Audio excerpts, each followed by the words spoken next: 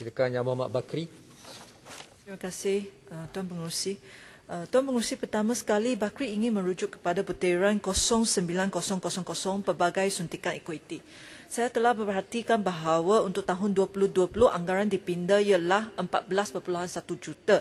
Sebenarnya apa yang diperuntukkan untuk tahun 2020 di bawah butiran pelbagai suntikan ekuiti sebelum ini adalah 68 juta untuk tahun 2020. Bakri ingin tahu mendapat penjelasan apakah perubahan yang telah berlaku dan perbelanjaan setakat ini mengikut agensi di bawah butiran sama untuk tahun 2020. Untuk tahun 2021 pula, mohon kementerian untuk memberi pecahan peruntukan sebanyak 85 juta ini mengikut agensi-agensi di bawah MOSTI seperti Cradle, Kumpulan Modal Perdana, MEFCAP, MTDC, MDEC dan lain-lain lagi.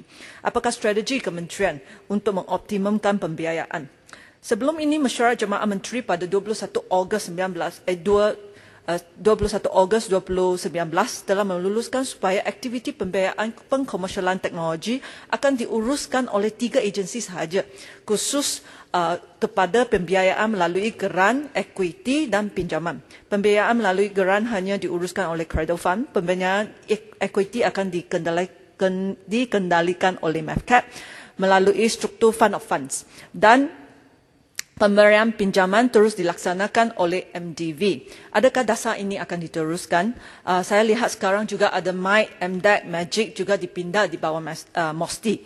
Apakah langkah-langkah yang diambil oleh kementerian untuk mengelak pertindihan fungsi antara agensi dan meningkat kecekapan supaya ekosistem teknologi startup boleh dikukuhkan dari masa ke semasa? Tuan Pengerusi, dalam putiran yang sama, Bakri juga ingin bangkitkan sekali lagi isu kabotaj. Tetapi dari aspek teknologi startup dan juga industri high-tech. Seperti yang kita sedia maklum, Kementerian Pengangkutan telah menarik balik pengecualian kabotaj untuk kapal berdaftar asing untuk melakukan penyelenggaraan kabel bawah laut. Dengan dasar kabotaj ini adalah dilaporkan bahawa penyelenggaraan kabel akan memakan masa sehingga 27 hari. Ini adalah sangat membimbangkan. Macam mana syarikat startup yang berasaskan digital dan komunikasi boleh berkembang maju jika kualiti internet pun kita tidak dapat dijamin. Ada juga laporan yang kata syarikat tech giant sedang mengkaji semula pelaburan mereka di Malaysia. Ketidakyakinan dan juga ketidakstabilan tech giants di Malaysia akan memberi impak yang sangat negatif kepada ekosistem pembangunan industri digital secara keseluruhannya, dan juga syarikat-syarikat startup juga akan terjejas. Selain itu, Bakri juga bimbang bahawa isu kabotaj ini akan menjejaskan pelaksanaan model fund of funds untuk suntikan equity.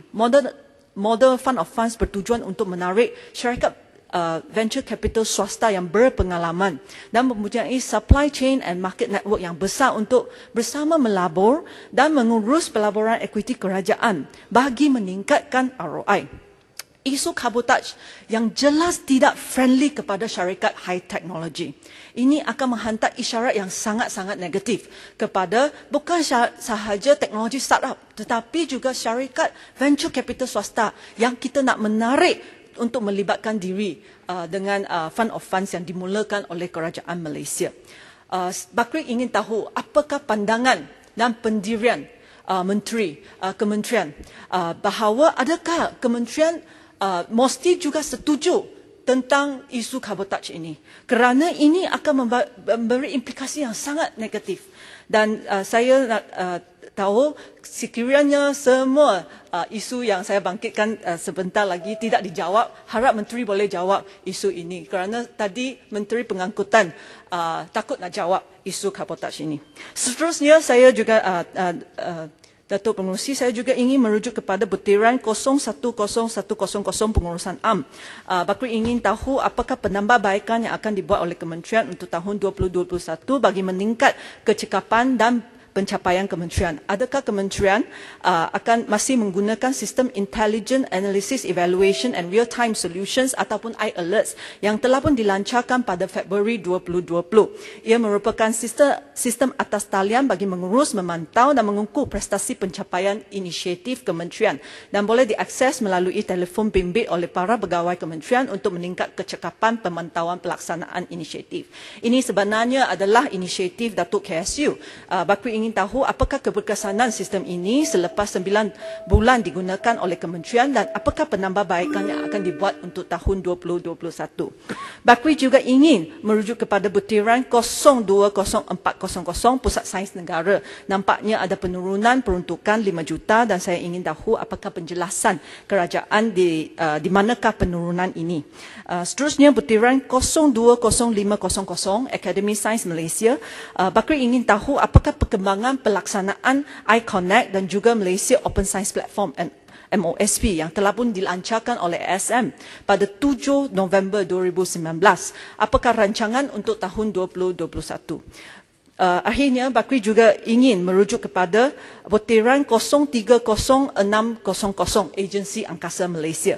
Saya ingin tahu bahawa apakah perkembangan dengan pembangunan satelit penderian jauh, remote sensing satelit, adakah memorandum mesyuarat Jemaah Menteri pada 14 Ogos 2019 yang telah pun diluluskan oleh kerajaan Pakatan Harapan akan diteruskan, di mana pembangunan satelit remote sensing akan dilaksanakan melalui konsep constellation of satellite. Apakah tarik sasaran pelaksanaan inisiatif ini jika inisiatif ataupun projek ini akan diteruskan? Itu sahaja yang saya nak bangkitkan. Sekian, terima kasih. Terima kasih, Muhammad.